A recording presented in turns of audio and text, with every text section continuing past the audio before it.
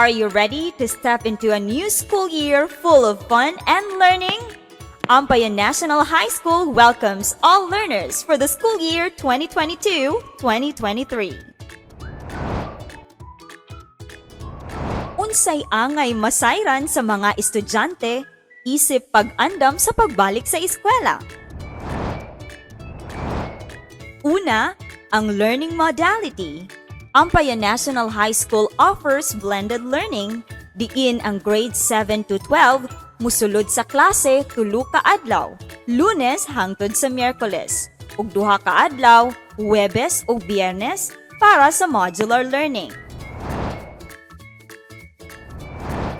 Sunod, ang bahin sa school uniform. Dili required ang pagsuot og school uniform. Apan, ihatag sa tulunghaan ang desisyon sa mga ginikanan o guardian. Kung gusto mo suot og nakapang sibilyan, mahimong pilion ang pagsuot sa disente, limpyo og angay pang eskwela. Health protocols.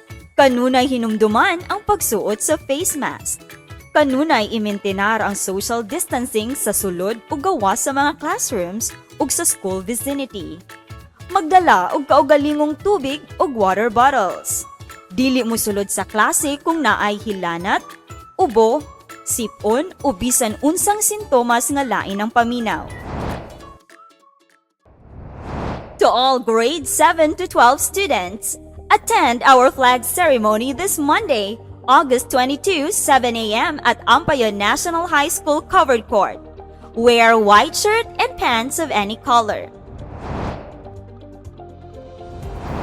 We are excited to create a meaningful school year with you. See you, everyone!